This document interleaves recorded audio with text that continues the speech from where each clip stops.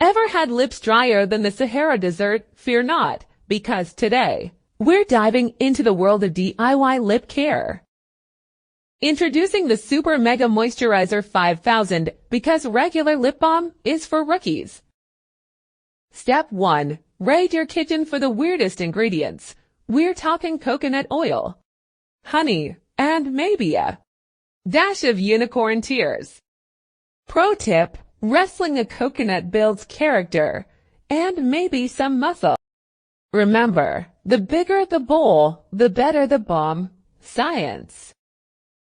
Now for the application. Forget dainty swipes, we're rolling into hydration town. Eating with this lip balm is an extreme sport. Let the games begin. Friends, don't let friends have shiny lips alone. Safety first.